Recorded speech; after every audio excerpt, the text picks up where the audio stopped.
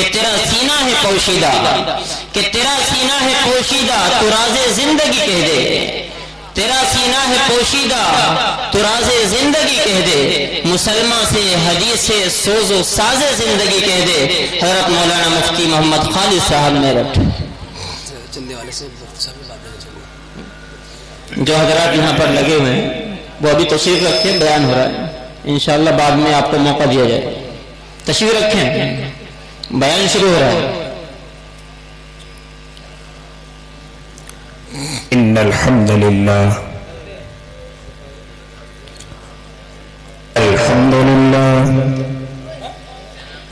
الحمد لله نحمده ونستعينه ونستغفره ونؤمن به ونتوكل عليه ونعوذ بالله من شرور أنفسنا ومن سيئات أعمالنا من يهده الله فلا مضل له ومن يضلله فلا هادي له ونشهد أن لا إله إلا الله وحده لا شريك له ونشهد أن سيدنا وحبيبنا وشفيعنا وسندنا ومولانا محمد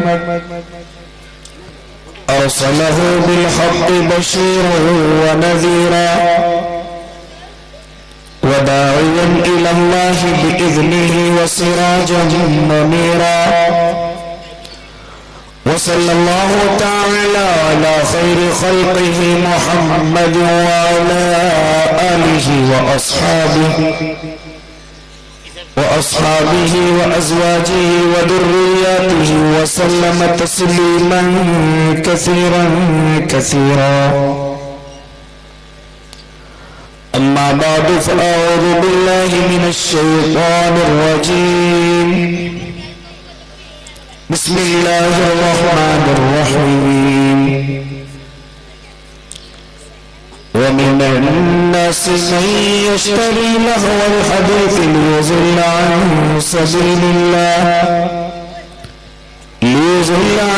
سبيل الله بغير علم ويتخذها هزوا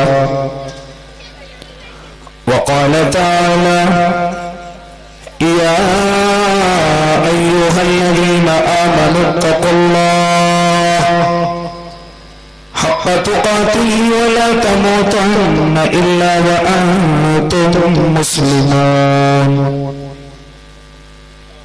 وقال النبي صلى الله عليه وسلم كلكم راع وكلكم مسؤول عن رعيته صدق الله العظيم وصدق رسوله النبي الكريم ونحن على ذلك من الشاهدين والشاكرين والحمد لله رب العالمين شعر مجاہد ہوش میں آ تعمیر خلافت پیدا کر کیوں فرقے فرقے ہوتا ہے بس ایک جماعت پیدا کر تو بھی ترقی دنیا میں اسباب تجارت پیدا کر قارون کی دولت ٹھکرا دے عثمان کی دولت پیدا کر اسلام کا دم تو بھرتا ہے پھر کفر سے کیوں تو ڈرتا ہے اسلام کا دم تو بھرتا ہے پھر کفر سے کیوں تو ڈرتا ہے یا تو اسلام کا نام نہ لے یہ پھر شوق شہادت پیدا کر واجب الاحترام مؤقر اور معزز علماء کرام اسٹیج پر رونق افروز اکابرین امت ویسے تو میں آپ کے دیار میں پہلے بھی حاضر ہوا ہوں لیکن اس گاؤں کے مؤقر لوگوں کے سامنے پہلی مرتبہ میری حاضری ہو رہی ہے۔ یہ حضرت اقدس مولانا شان عالم کی محبتیں ہیں، ولی ابراہیم کی کاوشیں ہیں کہ میں آپ کے درمیان میں بہت ساری جگہوں کو چھوڑ کر کے آیا۔ دعا کریں کہ اللہ میرا یہ آنا قبول فرمائے اور مجھے صحیح کہنے کی اور آپ کو سن کر کے عمل کرنے کی توفیق عنایت فرمائے۔ معزز سامعین نظام اور بالخصوص نوجوان، ابھی مجھ سے پہلے استاذ العلماء حضرت اقدس حضرت مولانا و مفتی رفاقت حسین صاحب دامت برکاتہم العالیہ بڑی اہم اور مدلل گفتگو فرما رہے تھے۔ میرا بھی دل چاہا کہ کیوں نہ میں بھی اپنے نوجوانوں کی طرف متوجہ ہو جاؤں اور نوجوانوں کو اپنی گفتگو کا موضوع بناؤں، کیونکہ اس مجلس میں مجھے نوجوانوں کی تعداد زیادہ نظر آ رہی ہے۔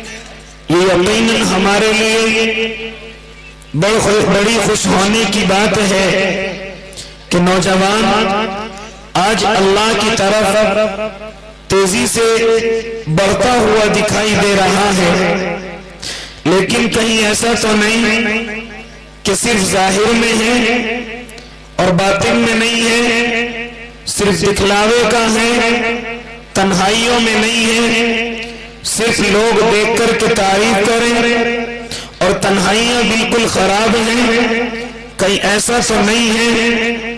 اس لیے نوجوان، میں اپنی گفتگو کو تیرے تعلق سے کروں گا۔ اگر کوئی غلط بات، اگر کوئی ایسی بات جو تیرے دل پر اثر کر جائے اور کڑوی لگ جائے تو اس کو اپنے دل سے نکال دینا اور تنہائی کے اندر جا کر کے سوچنا کہ کہیں وہ غلطی ہم کر تو نہیں رہے ہیں۔ میں یہ گفتگو کیوں کرنے چلا ہوں؟ میں یہ گفتگو اس لیے کرنے چلا ہوں، میں نوجوانوں کا تذکرہ کیوں کرنے چلا ہوں؟ میں نوجوانوں کو اس لیے متوجہ کرنے چلا ہوں کیونکہ نوجوان ہر قوم کی ریڑھ کی ہڈی ہوا کرتا ہے، نوجوان ہر قوم کا قیمتی سرمایہ ہوا کرتا ہے۔ اگر نوجوان سنبھلا ہوا ہے تو قوم ترقی کی طرف ہے، اور اگر نوجوان بگڑ گیا، اگر نوجوان بدل گیا تو پھر اس قوم کو برباد ہونے سے کوئی نہیں بچا سکتا۔ یہ گفتگو میں اپنی نہیں بلکہ اس اللہ کے شعر کی کرنے لگا کہ جس کو آج دنیا حضرت صلاح الدین ایوبی کے نام سے جانتی ہے۔ جانتے ہو یہ حضرت صلاح الدین ایوبی کون ہے؟ یہ کون اللہ کا دیوانہ ہے؟ یہ وہ اللہ کا شعر ہے کہ جب تک اس زمین پر موجود ہے تب تک صلیبی طاقتوں کی یہ ہمت نہیں تھی کہ وہ مسجد اقصی کی طرف اپنی نظریں اٹھا کر کے بھی دیکھ سکیں، کیونکہ زمین پر صلاح الدین جیسا اللہ کا نوجوان موجود ہے۔ میرے بھائی، میں اس صلاح الدین ایوبی کی گفتگو کرنے چلا ہوں، حالانکہ وہ فرمایا کرتے تھے، او لوگوں سنو، او لوگوں سنو کہ اگر تمہیں کسی قوم کو برباد کرنا ہو، اگر کسی قوم کو ذلیل کرنا ہو تو اس کے لیے ایٹمی طاقت کی ضرورت نہیں ہے، بلکہ اس کے نوجوانوں کو گناہوں میں گناہوں کا عاشق بنا دیا جائے، اس کے نوجوانوں کو بے حیا بنا دیا جائے، اس کے نوجوانوں کو شرابی بنا دیا جائے، اس کے نوجوانوں کو جوڑ سکتے کا عاشق بنا دیا جائے، اس کے نوجوانوں کو سود خوری کا کاروبار کرنے والا بنا دیا جائے، اس کے نوجوانوں کو بے حیا اور کھلم کھلا گناہ کرنے والا بنا دیا جائے۔ جس قوم کا نوجوان کھلم کھلا گناہ کرنے لگے، نہ اپنے بڑوں سے ڈرے، نہ اپنے علماء سے ڈرے، نہ اپنے ماں باپ کی عزت کا خیال کرے اور گناہوں میں ڈوبتا چلا جاتا ہے، شراب کی مجلس میں وہ گھومتا جاتا ہے، جوئے اور سکتے کا بڑا ماہر ہے، اسی طریقے سے وہ بڑے بڑے گناہ ایسی سر گزرتا ہے، نہ اس کے دل میں اپنے بڑوں کا ڈر ہے، نہ اللہ کا ڈر ہے، بلکہ وہ گناہ کھلم کھلا کرتا جا رہا ہے۔ حضرت صلاح الدین فرمایا کرتے تھے کہ جس قوم کا نوجوان کھل کر کے گناہ کرنے لگے، اب اس قوم کے لیے ایٹمی طاقت کی ضرورت نہیں ہے، کیونکہ کہ وہ قوم برباد ہو چکی ہے، وہ قوم برباد ہو چکی ہے، وہ قوم صرف قصے کہانیوں میں ہے، وہ قوم صرف جذباتی تقریروں میں ہے، وہ قوم صرف اپنی بڑوں کی کہانیاں سنا کر کے لوگوں کو اپنی طرف متوجہ کرتی ہے، اپنا اس کا کوئی اس وقت میں کوئی وجود نہیں ہے، اس کی اپنی ملک کے اعتبار سے کوئی طاقت نہیں ہے، اور میرے بھائی یہ دنیا اس کی قدر کرتی ہے جو وقتی اعتبار سے طاقتور ہوتا ہے۔ بڑوں نے کیا کیا؟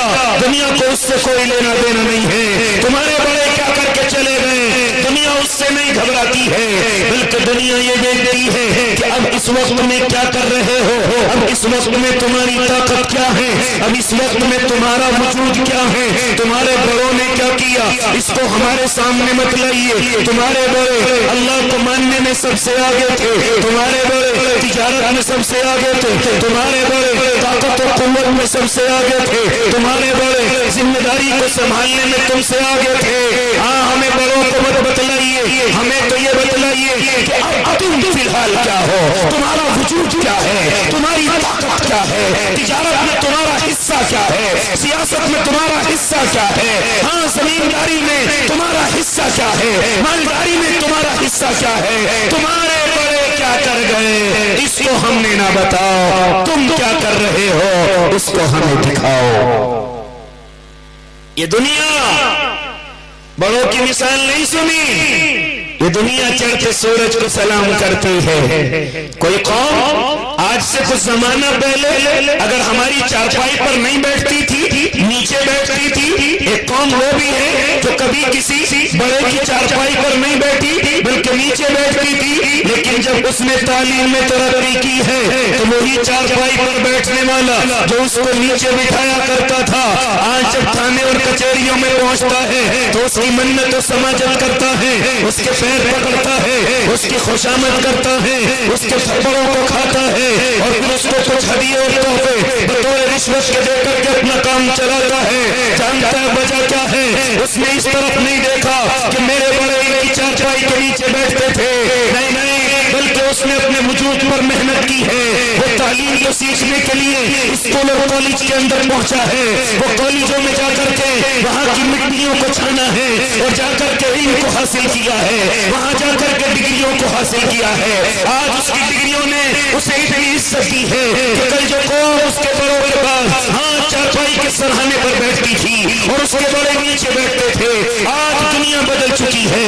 آج جو چارپائی پر بیٹھنے والا ہے وہ جب وہاں اسٹیشنوں پر جاتا ہے، تھانے اور کچہری میں جاتا ہے تو وہی اس کے سامنے ہاتھ جوڑتا ہوا نظر آتا ہے، خوشامد کرتا ہوا نظر آتا ہے۔ جانتا ہے وجہ کیا ہے؟ کیونکہ دنیا فی الحال تم کیا ہو اس کو سلام کرتی ہے، پہلے کیا تھے اس کا جواب نہیں دیتی۔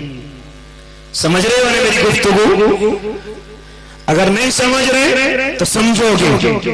اس لیے معزز سامعین اعظام اور بالخصوص نوجوان، اب ذرا اس زمانے میں آ جا، پوری دنیا نے مجھے اور آپ کو ٹکرایا، پوری دنیا نے مجھے اور آپ کو ذلیل کیا، اور پوری دنیا مجھے اور آپ کو ذلیل کرنے کے لیے ایک پلیٹ فارم پر جمع ہو چکی ہے۔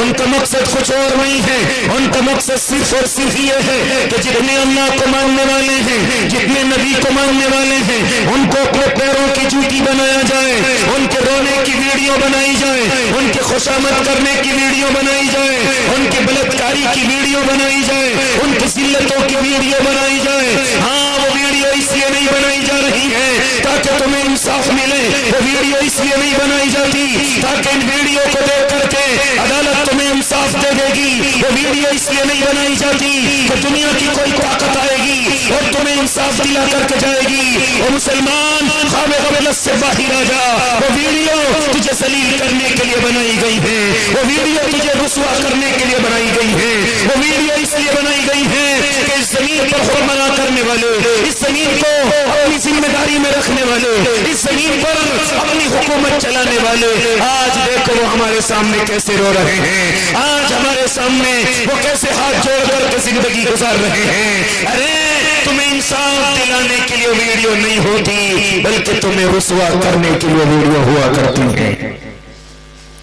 یا مجھے بتاؤ کسی ویڈیو کو دیکھ کر کے کسی کو انصاف ملا ہو، کسی کو انصاف دیا گیا ہو؟ نہیں دیا جائے گا، کیونکہ ویڈیو کا مقصد ہے ہی نہیں، وہ اس ویڈیو کا مقصد ہے ہی نہیں۔ اسی لیے ویڈیو کا مقصد تو صرف اتنا ہے کہ دنیا کو دکھایا جائے کہ اللہ کو ماننے والے کیسے ذلیل ہو رہے ہیں، اللہ کو ماننے والے کیسے رسوا ہو رہے ہیں۔ اور نوجوان دھڑا دھڑ موبائل میں شیئر کرتا ہے، واٹس ایپ پر لکھ کر کے بھیجتا ہے، ارے اس کو اتنا شیئر کرنا تاکہ ذلیل پکڑا جائے، ایک مخت پکڑا جائے، لیکن پکڑا نہیں جاتا، بلکہ میں اور آپ اس کو اور بڑا ہیرو بنا دیتے ہیں، میں اور آپ اس کے گلے میں مالاؤں کی جگہ بنا دیتے ہیں۔ ارے جو مجھے اور آپ کو زیادہ ستاتا ہے وہ اتنا ہی بڑا اس زمین کا ہیرو بنتا ہے، وہ میرے اور آپ کے خلاف جو بھی جتنا زیادہ بولتا ہے وہ میرا اور آپ کا اس دنیا کا اتنا ہی بڑا لیڈر بن جاتا ہے، اس کو اتنے بڑے ٹکٹوں سے نوازا جاتا ہے،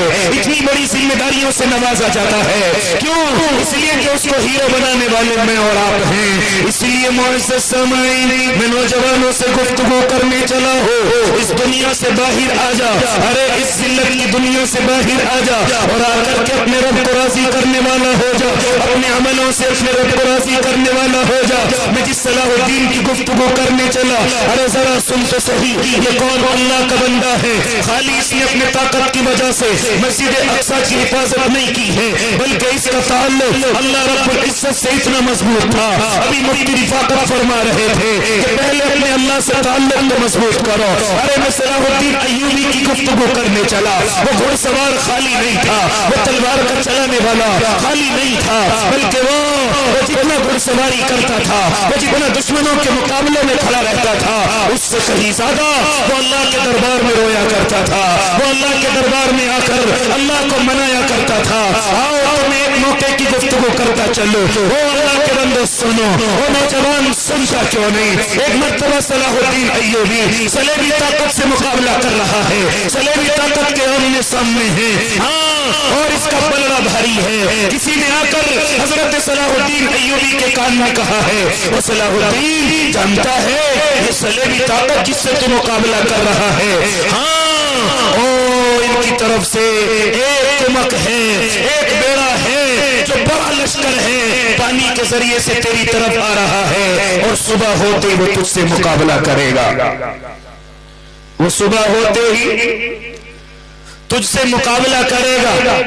یہ گفتگو کس سے کہی جا رہی ہے؟ یہ حضرت صلاح الدین ایوبی سے کہی جا رہی ہے۔ کیا کہا جا رہا ہے؟ اے صلاح الدین، جس صلیبی طاقت سے تو مقابلہ کر رہا ہے، جس صلیبی طاقت سے ہاں تو آمنے سامنے ہے، کل اس کی مدد کے لیے، کل اس کے بیڑے کے لیے ایک بیڑا پانی کے ذریعے سے، سمندر کے ذریعے سے تیرے مقابلے میں آ رہا ہے، اور تیرے اندر اتنی طاقت نہیں ہے کہ تو اس کا مقابلہ کر سکے، تیرے اندر اتنی قوت نہیں ہے۔ چنانچہ جب صلاح الدین ایوبی نے اتنا سنا ہے، سن کر کے ہاں کہیں اور نہیں بلکہ مسجد کے اندر پہنچے ہیں۔ ہاں آج میں اور آپ جب کوئی معاملہ سنتے ہیں، جب کسی پریشانی کی خبر آتی ہے، میں اور آپ چائے کی دکان پر جا کر کے ٹی وی کے سامنے بیٹھتے ہیں، ذرا دیکھو تو صحیح بنگال کی خبر کیا ہے، ذرا دیکھے تو صحیح دلی کی خبر کیا ہے۔ لیکن اللہ والوں کی پہچان یہ نہیں ہے، بلکہ اللہ والوں کی پہچان یہ ہے کہ جب ان پر کوئی پریشانی آتی ہے وہ سیدھے اللہ کی طرف دوڑتے ہیں، وہ سیدھے اللہ کی طرف جاتے ہیں۔ اے ربا کیا آپ ہم سے ناراض ہو گئے ہیں؟ اے ربا کیا آپ ہم سے ناراض ہو گئے ہیں؟ یہ میں اپنی نہیں، علماء کی نہیں، صحابہ کی نہیں، بلکہ اپنے نبی کی گفتگو کرنے چلا ہوں کہ جب میرے اور آپ کے آقا طائف کے میدانوں میں، طائف کی گلیوں میں لوگوں سے ملاقات کرنے کے لیے پہنچے ہیں، وہاں کے سرداروں میں دین کی دعوت دینے کے لیے پہنچے ہیں، ہاں تینوں سرداروں سے ملے ہیں، لیکن تینوں سرداروں نے دھتکار دیا ہے۔ ارے سمجھ میری گفتگو کو، تینوں سرداروں نے میرے آقا کو گھر سے نکال دیا ہے، ہم تیری گفتگو نہ سنیں گے، ہم تجھ کو نبی نہ مانیں گے، ہم تیری دعوت کو قبول نہ کریں گے۔ ارے جاؤ طائف کے گھروں سے نکل جاؤ، میرے اور آپ کے آقا محمد عربی گھر سے نکل آتے ہیں، لیکن وہاں کے سردار ان کے پیچھے جوانوں کو لگا دیتے ہیں، اور جوانوں کو لگا کر کہتے ہیں اس کو ذہنی تکلیف بھی دینا، اس کو بدنی تکلیف بھی دینا۔ تو وہ نوجوان کیا کر رہے تھے؟ پتھروں سے میرے آقا کا، ہاں میرے آقا کو مار رہے ہیں، اور ذہن سے بھی زبان سے بھی تکلیف دے رہے ہیں۔ یہ تو مجنون ہے، یہ تو دیوانہ ہے، یہ تو کاہل ہے، یہ تو فلاں ہے، یہ تو عاشق ہے، یہ تو فلاں ہے۔ اس طریقے سے میرے آقا کو زبانی تکلیف بھی دی جا رہی ہے، میرے آقا کو بدنی تکلیف بھی دی جا رہی ہے۔ حضرت زید بن حارثہ فرماتے ہیں کہ جب میرے آقا کی طرف پتھر آتے ہیں تو میں کبھی ادھر جاتا کبھی ادھر جاتا، لیکن میں ننھی سی جان آقا کے چاروں طرف تو نہ آ سکتا تھا۔ میرے آقا کے بدن پر پتھروں کی بوچھار ہے، میں تفصیل میں جانا نہیں چاہتا۔ میرے آقا بے ہوش ہو کر کے گر پڑے ہیں، آقا کو دیکھ لگا کر کے بٹھایا گیا ہے، میں اس تفصیل میں بھی جانا نہیں چاہتا۔ میں تو صرف اتنا کہہ رہا ہوں، جب آقا پریشانی میں آئے ہیں، بے ہوشی سے آ کر کے ہوش میں آئے ہیں، تو سب سے پہلا سوال اللہ سے یہ کیا ہے، اے اللہ کیا آپ مجھ سے ناراض تو نہیں ہیں؟ کیا سوال کیا؟ اللہ آپ مجھ سے ناراض تو نہیں ہیں کہ ان ظالموں کے حوالے کر دیا، ایسے لوگوں کے حوالے کر دیا جو مجھے نہیں جانتے؟ اللہ کہ آپ مجھ سے ناراض تو نہیں ہیں؟ پریشانی آتے ہی تمام کے تمام انبیاء یہی کام کیا کرتے تھے، میرے اور آپ کے آقا نے بھی یہی کام کیا ہے کہ جیسی پریشانی آئی ہے فوراً اپنے رب کی طرف متوجہ ہوئے ہیں، اے ربا کیا آپ ہم سے ناراض تو نہیں ہیں؟ اگر ناراض ہیں تو پہلے آپ کو راضی کرنا ضروری ہے، میرے آقا نے بھی یہی کہا ہے، اے ربا اگر آپ ناراض ہیں تو پہلے آپ کو راضی کرنا میرے لیے ضروری ہے، تب جا کر کے میں اپنے مشن کو آگے بڑھاؤں گا۔ حالانکہ میرے آقا کا مشن کیا تھا؟ ارے نوجوان، میرے آقا کا مشن کیا تھا؟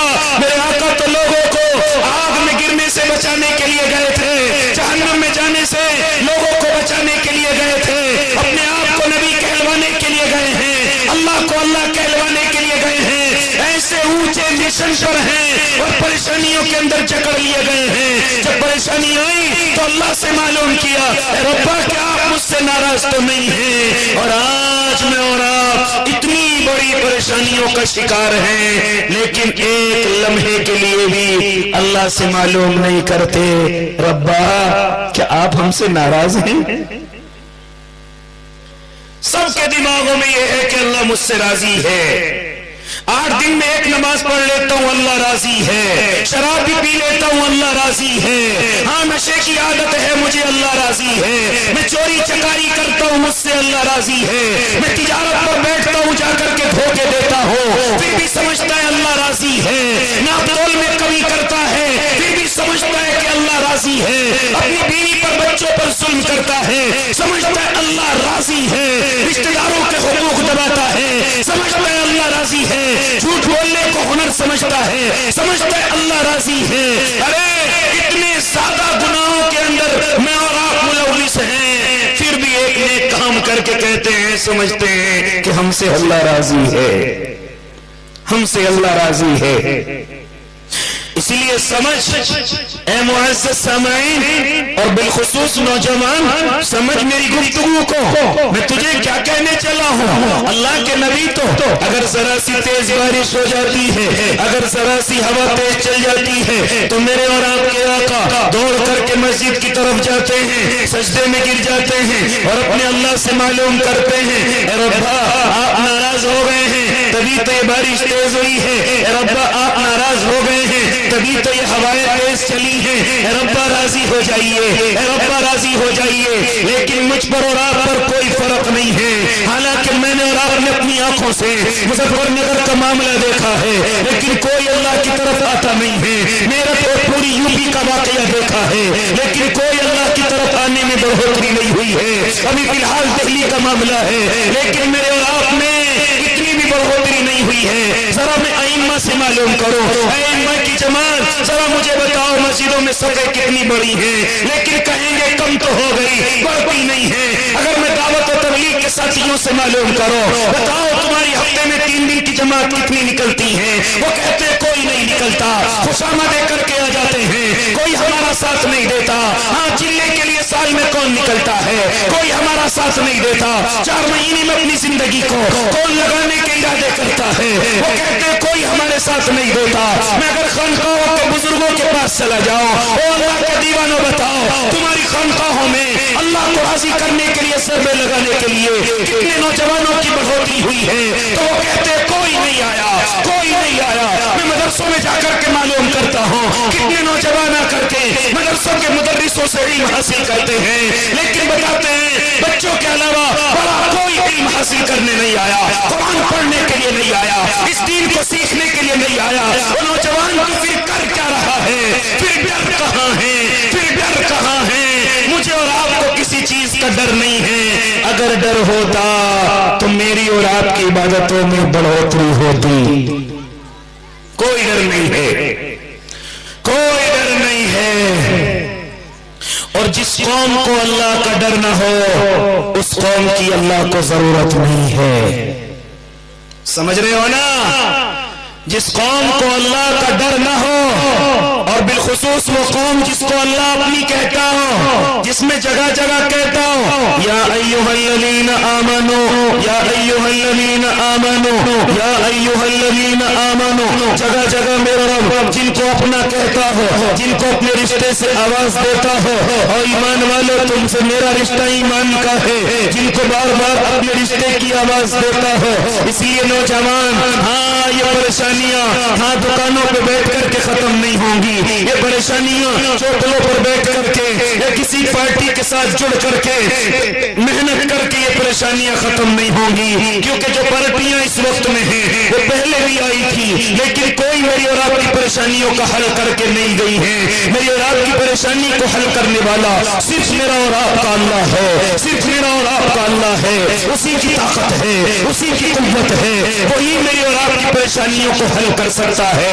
इसलिए नौजवान, मैं बात करने चला था हजरत सलाहुद्दीन अय्यूबी की। किसी ने कान में आकर के कहा है, सलाहुद्दीन तेरे खिलाफ एक बेड़ा आ रहा है जो तेरा मुकाबला करेगा, और वो बेड़ा तादाद में बड़ा ज्यादा है, और वो बेड़े के पास सब कुछ है, तो उसका मुकाबला नहीं कर सकता। हजरत सलाहुद्दीन ने बातें नहीं बनाई, अरे अब की बार वोट उसको दूंगा तो शायद परेशानी हल हो जाएगी, अरे अब की बार उसको अपना नेता चुनूंगा शायद परेशानी हल हो जाएगी। ना ना, हजरत सलाहुद्दीन अय्यूबी अपने घोड़े से उतरते हैं और उतर करके मस्जिद की तरफ जाते हैं, और जाकर के अल्लाह के सामने सजदे में गिर जाते हैं, पूरी रात रोते रहते हैं, यहाँ तक के आंसुओं से मस्जिद के फर्श को गीला कर देते हैं, पूरी रात रोते हैं और रोते हुए कहते हैं, ऐ रब्बा अगर कुछ सलाहुद्दीन से गलती हो गई हो तो उसे माफ कर देना, क्योंकि रब्बा ये सलाहुद्दीन अपने नामो नमूद के लिए नहीं, बल्कि सलाहुद्दीन तेरे दुश्मनों से मुकाबले के लिए आया है, जिसने तेरी मस्जिद को अपने कब्जे में करने की कोशिश की। ऐ रब्बा मैं उसके मुकाबले के लिए आया हूँ जिसने इस दीन में डाका डालने की कोशिश की।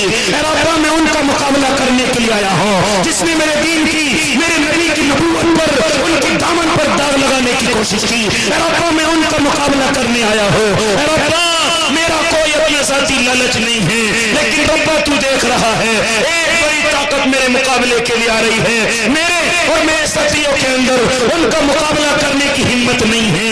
हाँ, पूरी रात हो गई, हजरत सलाहुद्दीन मस्जिद के अंदर रो रहे हैं, अल्लाह को मना रहे हैं। जैसे ही सुबह होती है, सलाहुद्दीन नमाज पढ़ करके बाहर निकलते हैं, हालांकि आंखों में आंसू हैं।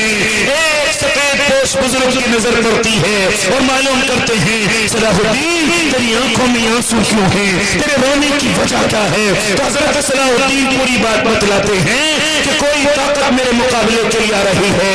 तो वो सफेद पोश बुजुर्ग कहते हैं, सलाहुद्दीन अपने आंसुओं को पूछ ले, क्योंकि रात के रोने ने تو نے اس قدر اللہ کو منایا, اس قدر اللہ کو راضی کیا کہ تیرے رات کے آنسوؤں نے اس پورے بیڑے کو سمندر میں غرق کر دیا ہے.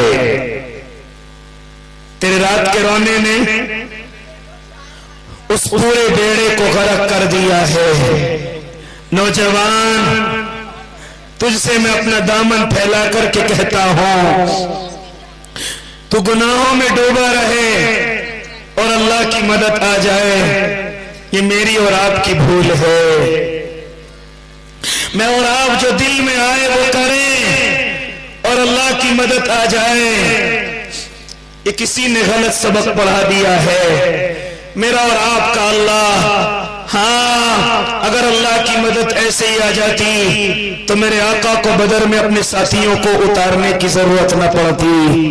میرے آقا کو بدر میں اپنے ساتھیوں کو قربان کرنے کی ضرورت نہ پڑتی. اور خالی میدان میں نہیں بلکہ خود ایک عریش کے نیچے اور ایک چھپر کے نیچے مصلی بچھا کر کے سجدے کے اندر چلے جاتے ہیں اور جا کر کے کبھی اپنے ساتھیوں کی طرف دیکھتے ہیں. مٹھی بھر ساتھی ہیں, 313 ہیں, مقابلہ 1000 سے کر رہے ہیں. کچھ بھی تو نہیں ہے ان کے پاس, کچھ بھی تو نہیں ہے. حالانکہ میرے اللہ نے اپنے محبوب کو بتلا دیا تھا, اے محبوب کل فتح تیری ہوگی, کل اسلام کا پرچم لہرائے گا.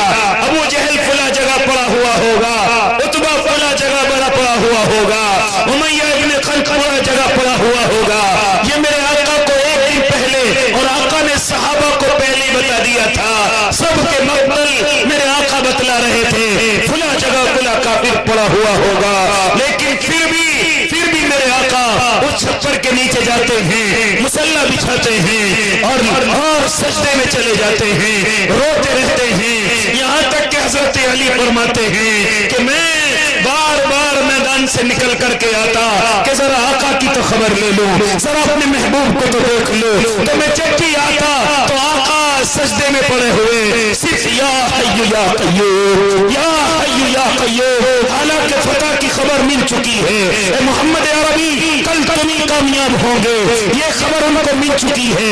لیکن پھر بھی میرے آقا مصلی بچھا کر کے صرف یہی کہہ رہے ہیں یا حی یا قیوم, یا حی یا قیوم. یہاں تک کہ فتح کی خبر آ چکی ہے. اے محمد تمہارے لیے خوشخبری ہو, کافر میدان چھوڑ کر کے بھاگ چکے ہیں. حضرت ابوبکر پیچھے سے آ کر کے آقا مدنی کو اپنی باہوں میں لے لیتے ہیں اور کہتے ہیں اللہ کے نبی اب تو بس کیجئے, اب تو اللہ نے فتح اور نصرت دے دی ہے. لیکن میں اور آپ کیا کر رہے ہیں, میں اور آپ کس طرف ہیں؟ اس لیے میرے نوجوان بالخصوص تجھے اس گناہ کی دنیا سے آنا پڑے گا, تجھے اس گناہ کی دنیا سے آنا پڑے گا. آج مسلمانوں کے نوجوان نشوں کے عادی ہو چکے ہیں, جوئے اور سٹوں کے عادی ہو چکے ہیں, غلط تعلقات اس موبائل کے ذریعے سے بنا چکے ہیں. میں نوجوان سب کو نہیں کہتا, لیکن جب مجموعی طور سے سروے کیا جائے, جب مجموعی طور سے اپنے نوجوانوں کو دیکھا جائے تو نوجوان کسی نہ کسی ایسے گناہ میں ملوث ہے کہ جس سے اللہ ناراض ہوتا ہے. ہاں اکثر نوجوان نشے کے عادی ہو چکے ہیں, شراب کے عادی ہو چکے ہیں, جوئے اور سجدے سے اپنا تعلق رکھتے ہیں. آج نوجوانوں کے غلط تعلقات ہیں اور ان تعلقات پر فخر کرتے ہیں, ارے میرا فلاں سے تعلق ہے. آج نوجوان کا میں ایک اور گفتگو کرنے چلا ہوں, آج نوجوان کا قرآن پڑھنے میں دل نہیں لگتا, آج نوجوان کا قرآن سیکھنے کو دل نہیں کرتا. ابھی مفتی صاحب فرما رہے تھے اور نوجوان تو قرآن کی طرف کیوں نہیں آتا. ہاں یہ قرآن انشاءاللہ اگر میں نے اور آپ نے اس کو سمجھنے کی کوشش کی, اگر میں نے اور آپ نے اس کو پڑھنے کی اور سمجھنے کی کوشش کی تو بڑے تمام پریشانیوں کا حل اسی قرآن کریم کے اندر ہے. لیکن آج نوجوان کا دل قرآن کریم کو سننے کو نہیں کرتا, قرآن کی باتوں کو سننے کو نہیں کرتا, قرآن کو پڑھنے کو نہیں کرتا. آج تو قرآن صرف قسمیں کھانے کے لیے ہے, آج تو صرف قرآن گھروں کی الماریوں میں رکھا ہوا ہے, آج قرآن صرف جہیز میں دینے کے لیے ہے, آج قرآن صرف تعویذوں میں لکھنے کے لیے ہے. مرنے کے بعد ایک مرتبہ پڑھ کر کے مردے کو جنت میں پہنچا پہنچا دیا جائے صرف اسی کام کے لیے ہے۔ ہاں میرے بھائی، ان کاموں کے لیے خالی قرآن نہیں ہے، بلکہ قرآن تو ایک انقلابی کتاب ہے۔ اور میرے نوجوان، آج میرا قرآن سننے کو دل نہیں کرتا۔ ہاں جانتا ہے وجہ کیا ہے؟ ایمان ختم ہو چکا ہے، ایمان کی لذت ختم ہو چکی ہے۔ ورنہ ایمان کی علامت یہ ہے کہ اس کے سامنے جتنا قرآن پڑھا جائے اس کا دل اتنا ہی خوش ہوتا ہے، اس کی آنکھوں سے اتنے آنسو نکلتے ہیں، اسے اللہ کی اتنی یاد آتی ہے، اسے خبر کا اتنا ہی ڈر ہوتا ہے، اسے حشر کے میدان سے اتنا ہی خوف نکلتا ہے، اسے جہنم سے اتنا ہی خوف ہوتا ہے۔ لیکن آج قرآن سننے سے کوئی اثر نہیں۔ آج تو موبائل کی دنیا میں یہ دیوانہ وار ہو چکا ہے، موبائل کا عاشق ہو چکا ہے، جانتا ہے اس موبائل کو میرے اور آپ کے سامنے اسی لیے لایا گیا تاکہ نوجوان قرآن کی طرف نہ جائے، اپنے علماء کی طرف نہ جائے، کیونکہ دشمن جانتا ہے کہ اگر یہ نوجوان قرآن کی طرف آ گیا تو پھر باطل کی خیر نہیں ہے، کیونکہ اللہ نے ہمیشہ قرآن والوں کو کامیاب کیا ہے۔ ابھی 2-3 دن پہلے آپ نے دیکھا ہے کہ سپر پاور طاقت نے قرآن والوں کے سامنے کس طریقے سے گھٹنے ٹیکے ہیں، اپنی آنکھوں سے دیکھ رہا ہے نا۔ کیونکہ مجھے اور آپ کو یہ علم ہونا چاہیے کہ اللہ اس زمین پر قرآن والوں کو ہی عزت عطا کرتا ہے۔ اسی لیے میرے بھائی اور بالخصوص نوجوان، میں ایک گفتگو اور مجھے سمجھانے کے لیے کہ موبائل میرے ہاتھ میں کیوں آیا، یہ موبائل میری جیب میں کیوں آیا، ذرا اس کے لیے تجھے پہلے اللہ کے نبی کے زمانے میں چلنا پڑے گا۔ میں تجھے لے کر کے چلا ہوں، کیونکہ نوجوان جتنا آج موبائل کے ذریعے سے اپنے آپ کو بگاڑ چکا ہے، اپنی صحت کو خراب کر چکا ہے، اور اکثر نوجوان شوگر کے مریض نظر آتے ہیں، اکثر نوجوان اپنی صحت سے کمزور نظر آتے ہیں، اکثر نوجوانوں کے غلط تعلقات نظر آتے ہیں۔ ان میں بڑی وجہ اس موبائل کی ہے۔ اگر یہ موبائل نوجوان کے پاس استعمال میں غلط آ رہا ہے، اس کی صحت بھی خراب ہے، اس کی دنیا بھی خراب ہے، اس کی آخرت بھی خراب ہے۔ اگر یہ موبائل ہماری عورتوں کے پاس پہنچا ہے تو ان عورتوں کو بگاڑنے سے کوئی نہیں بچا پایا ہے۔ وہ سنو، یہ موبائل میرے اور آپ کے ہاتھ میں اتنا سستا کر کے کیوں دیا گیا ہے، اتنا سستا اس کا ریچارج میرے اور آپ کے ہاتھ میں کیوں دیا گیا ہے؟ جانتا ہے اس کی وجہ صرف یہ ہے۔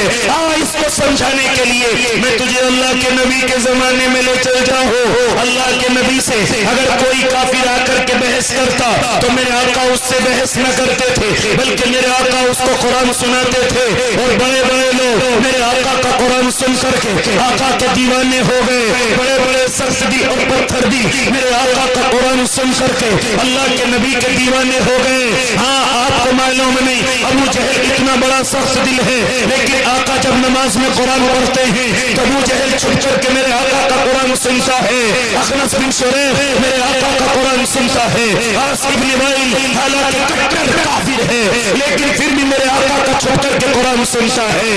اس قرآن میں مزہ ہی اتنا ہے، اس قرآن کی تلاوت کو میرے اور آپ کے آقا کرتے ہی اسی طریقے سے ہیں۔ ارے میں انسانوں کی گفتگو کیا کرنے لگوں، اگر آقا مدنی کی زبان سے کسی جنات نے بھی قرآن سنا تو وہ بھی ایمان کے اندر آ گیا۔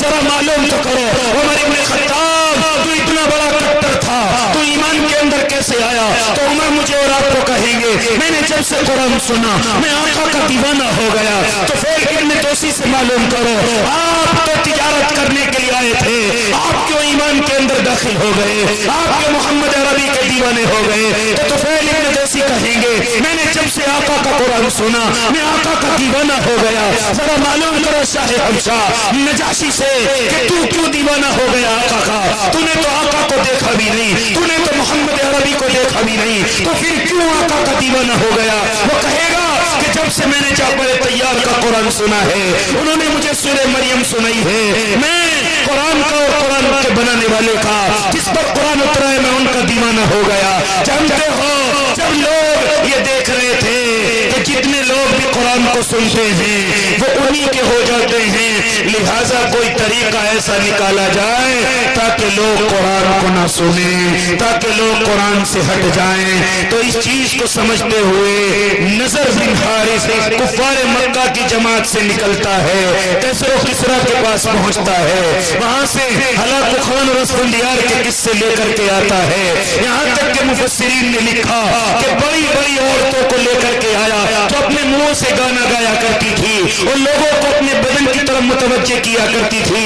हाँ, नजर बिन हारिस ने जब ये देखा कि लोग कुरान सुनते हैं और उसी के हो जाते हैं, लिहाजा कोई ऐसा तरीका निकाला जाए कि जिससे लोग कुरान की तरफ न जाएं बल्कि लोग दूसरी तरफ आ जाएं, उसके लिए नजर बिन हारिस किस्से कहानियों की किताब लेकर के आया, औरतों को लेकर के आया ताकि नौजवान कुरान की तरफ न जाएं बल्कि नजर बिन हारिस के झूठे किस्से कहानियों की तरफ आ जाएं। नजर बिन हारिस के झूठे किस्से कहानियों की तरफ आ जाएं।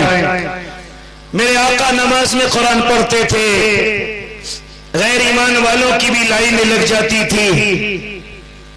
इधर नजर बिन हारिस ने भी अपना स्टेज सजाया, वहां पर औरतों को खड़ा किया और किस्से और कहानियां सुनाता था, नौजवानों से कहता था और नौजवानों तुम नबी के पास न जाना बल्कि वो तुम्हें कुरान सुनाता है, नमाज का हुक्म देता है, तुम्हें ज़कात देने के लिए कहता है, तुम्हें हज करने के लिए कहता है, तुम्हें सारे काम खर्च करने के लिए कहता है। आओ नजर बिन हारिस तुम्हें किस्से सुनाता है, इन औरतों के मुंह से तुम्हें गाने सुनाता है। हाँ, खूब शराब पियो, खूब अय्याशियां करो, खूब सट्टे उड़ाओ, खूब मजे लो।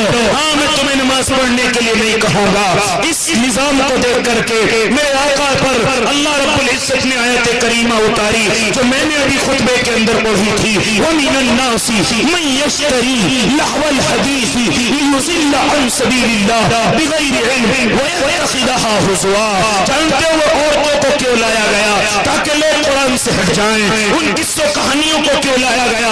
ताकि लोग कुरान के किस्से न सुने, ताकि लोग कुरान की बातें न सुने। नजर बिन हारिस दुनिया से चला गया, लेकिन आज भी नजर बिन हारिस की औलाद मौजूद है। हाँ, उन्होंने समझा कि अगर उम्मत मुस्लिमा का नौजवान कुरान की तरफ चला गया तो बातिल की खैर नहीं है, कुरान को समझ गया तो फिर इस्लाम के दुश्मनों की खैर नहीं है। लिहाजा कोई ऐसा तरीका निकाला जाए ताकि नौजवान को कुरान अच्छा न लगे, नमाज अच्छी न लगे, उलमा की सोहबत अच्छी न लगे, दावत और तबलीग में जाना अच्छा न लगे, बल्कि उसका दिल वहां से हट करके दूसरी तरफ आ जाए। तो किस्से कहानियों का जमाना तो न था, अब मेरे और आपके हाथ में मोबाइल दे दिया गया। हाँ, मुझे और आपके हाथ में मोबाइल दे दिया गया। क्या कहा गया? कुरान की तरफ मत जाना, देखो मोबाइल में हमने तुम्हारी हर ऐश का सामान रखा है, ये महंगा भी नहीं है, इसका रिचार्ज भी हम बिल्कुल सस्ता कर देंगे, लेकिन तुम इसको न छोड़ना, तुम इसको न छोड़ना, क्योंकि तुमने अगर इस मोबाइल को छोड़ दिया तुम कुरान की तरफ चले जाओगे, तुम कुरान से मोहब्बत करने लगोगे। और जिस दिन नौजवान कुरान की तरफ आ गया, बातिल को डर है कि हमारी हवेलियां हिल जाएंगी, बातिल को डर है कि हम जो इन नौजवानों पर गुलामी कर रहे हैं वो खत्म हो जाएगी। इनके मौलवी कहते हैं अरे दाढ़ी रख लो, हाँ, इनके मौलवी कहते हैं टोपी ओढ़ा करो, इनके मौलवी कहते हैं नमाजों की पाबंदी किया करो, इनके मौलवी कहते हैं कुर्ते पायजामा पहना करो। ना, इन मोबाइलों के चक्कर में, इन मौलवियों के चक्कर में न पड़ना, बल्कि मोबाइल में देखना बालों की कटिंग कैसे होती है, मोबाइल में देखना हाँ पेंट कैसे पहनी जाती है। हाँ, अगर मोबाइल में आने वाला, अगर वो कंजर वो एक्टर जो नबी का दुश्मन है अपनी पेंट को जगह जगह से फाड़ता है तो मेरा नौजवान भी उसको फाड़ करके फैशन बना लेता है। इसी तरह मोबाइल में उसने देखा कि फुला एक्टर के बाल कैसे हैं, उसने उस बाल को रख लिया है। यहाँ के नौजवानों को देखा गया है। ओ कुर्बान जाओ, हमने कहा दाढ़ी रखो, अल्लाह तुम्हें सवाब अता करेगा, अल्लाह तुम्हें जन्नतें अता करेगा, तुम्हारे दाढ़ी के बल पर एक फरिश्ता तुम्हारे लिए दुआएं मग़फ़िरत करता रहेगा।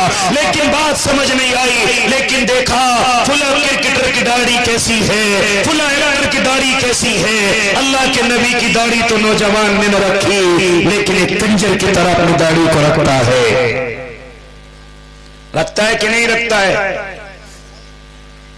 इसलिए मुअज़्ज़ज़ सामईन इज़ाम और बिलखुसूस नौजवान, जरा देख तो कहां खड़ा हुआ है, जरा देख तो कहां खड़ा हुआ है। اس میوزک کی دنیا نے تجھے نشیڑی بنا دیا ہے، اس میوزک کی دنیا نے تجھے شرابی بنا دیا ہے، اس میوزک کی دنیا نے تجھے جھوٹا عاشق بنا دیا ہے، اس میوزک کی دنیا نے تجھے جوے اور سٹوں کا عادی بنا دیا ہے۔ اس لیے اس سے نکل، اور میں موبائل کو حرام کرنے کا فتویٰ نہیں دے رہا ہوں، ذرا سن لینا باسکے والوں، کبھی آپ سمجھو کہ موبائل کو حرام کر کے چلا گیا، نہ بلکہ موبائل بذات خود حرام نہیں ہے، اس کا استعمال حرام ہے۔ اگر تو اس کو استعمال صحیح طریقے سے کرے، اگر تو چاہے کہ اس میں ننگی تصویریں دیکھے تو تجھے دنیا کی عیاشیاں نظر آ جائیں گی، دنیا کی گندی عورتیں تجھے نظر آ جائیں گی، دنیا کی ہر چیز تجھے نظر آ جائے گی، لیکن اگر اسی موبائل کا تو صحیح سے استعمال کرے تو تجھے دنیا کے ہر قاری کا قرآن نظر آ جائے گا۔ جو قاری اس دنیا سے رخصت ہو گئے وہ قاری بھی تجھے اس موبائل میں قرآن پڑھتا ہوا نظر آئے گا۔ ہاں، نعت نبی پڑھنے والے اس میں بڑے بڑے اللہ کے نبی کے عاشق نظر آئیں گے، اسی موبائل میں تجھے بڑے بڑے مقرر تقریر کرتے ہوئے نظر آئیں گے، اسی موبائل میں تو قرآن کی تلاوت کر سکتا ہے، اسی موبائل میں تو اللہ کے نبی کی حدیث پڑھ سکتا ہے، اسی موبائل میں بڑی بڑی کتابیں پڑھ کر کے تو اس میں فائدہ حاصل کر سکتا ہے۔ یہ موبائل بذات خود حرام نہیں ہے، یہ موبائل ناجائز نہیں ہے، بلکہ میں نے اور آپ نے اس کو ناجائز بنایا ہے، اس کو حرام بنایا ہے۔ ایک موبائل نوجوان رکھتا ہے، ہاں اپنے موبائل کو دیکھ لے، ایک موبائل اللہ والا رکھتا ہے، موبائل دونوں کے پاس ہے، لیکن رکھنے کا طریقہ بدل چکا ہے، استعمال رکھنے کا طریقہ بدل چکا ہے۔ اللہ والے کے پاس جو موبائل ہے اس موبائل میں تجھے نعتیں ملے گی، لیکن دنیا دار کے پاس جو موبائل ہے وہ صرف عیاشیوں سے بھرا پڑا ہے۔ اس لیے موبائل حرام نہیں ہے، بلکہ موبائل کا استعمال جائز اور ناجائز ہے۔ بات سمجھ آ گئی نا؟ بات سمجھ آ گئی؟ لیکن میرے بھائی، میں نے اتنی ساری غلطیاں کر کے، میں نے اور آپ نے اتنی ساری غلطیاں کر کے اپنے اللہ کو ناراض کیا ہے، لیکن